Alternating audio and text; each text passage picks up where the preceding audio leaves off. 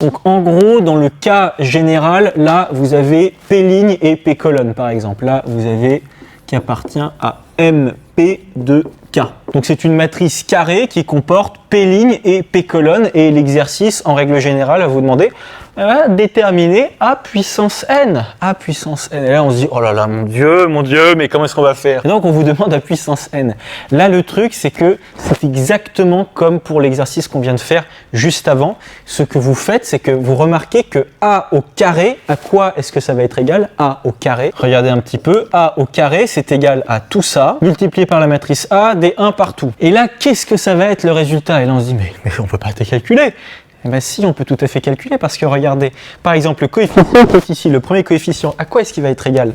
Il va être égal à cette baguette-là, bon, même si ici, bon, il y a P1, mais c'est pas grave, on s'en fiche, regardez, cette baguette-là, elle a P', je suis d'accord avec vous, voyez, on va l'enfourner dans ce premier four. Il n'y a pas de problème, cette multiplication est tout à fait licite parce que vous avez le même nombre de lignes que de colonnes. Donc vous pouvez tout à fait multiplier ça et la faire rentrer là-dedans. Donc cette baguette-là, vous pouvez tout à fait la faire rentrer dans le four qui est ici. Vous allez obtenir, pour le premier coefficient qui est ici, 1 fois 1, plus 1 fois 1, plus 1 fois 1, etc. jusqu'à plus 1 fois 1. Donc vous allez avoir 1 plus 1, plus 1, plus 1, plus 1, etc. Mais combien de fois? 1, 2, 3, 4, P fois.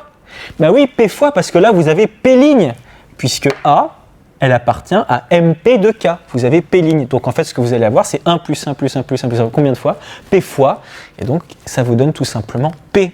Parce que 1 plus 1 plus 1 plus 1, P fois, ça vous donne tout simplement P, hein, bien sûr. Mais pareil pour tous les autres coefficients que vous allez obtenir dans cette nouvelle matrice, qui va d'ailleurs être une matrice qui appartient elle aussi à MP de K.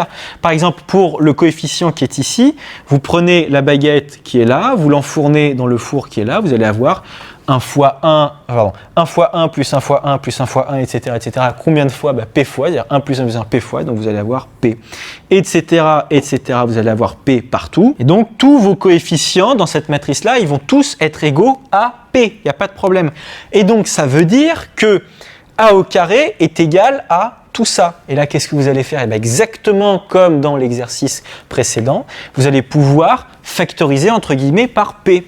Donc, c'est-à-dire que vous allez sortir P en facteur, c'est-à-dire que tout ça, c'est égal tout simplement à P fois 1, 1, 1 avec des 1 partout. Donc, A au carré, c'est égal à P fois cette matrice-là. Sauf que cette matrice-là, qu'est-ce que c'est?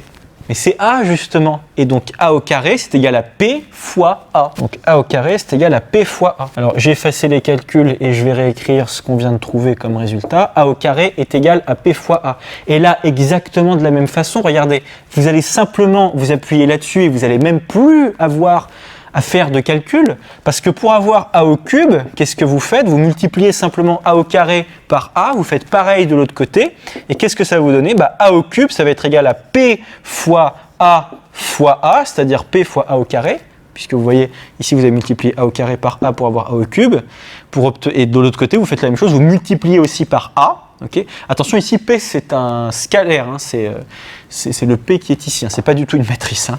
Donc P fois A, vous multipliez ça par la matrice A, ça vous donne P fois A au carré, sauf que A au carré c'est P fois A, donc qu'est-ce que vous allez faire? Vous remplacez A au carré par P fois A, et là vous allez avoir P fois A, c'est-à-dire P au carré fois A. Pour avoir A puissance 4, c'est la même chose, et vous allez tomber sur le fait que A puissance 4 c'est égal à P au cube fois A, etc., etc., etc. Et de façon générale, A puissance n, à quoi est-ce que ça va être égal? Ça va être égal à P puissance n-1 fois A. Donc si jamais un jour vous êtes confronté à cette matrice-là, où il n'y a que des 1 à l'intérieur, et qui appartient à un MP de K, et qu'on vous demande quelle est la formule de A puissance n, vous testez là pour les premières puissances, vous faites les calculs, vous faites même une petite récurrence, ça ira très bien, et vous allez tomber à la fin sur le fait que A puissance n c'est égal à P puissance n-1 fois A.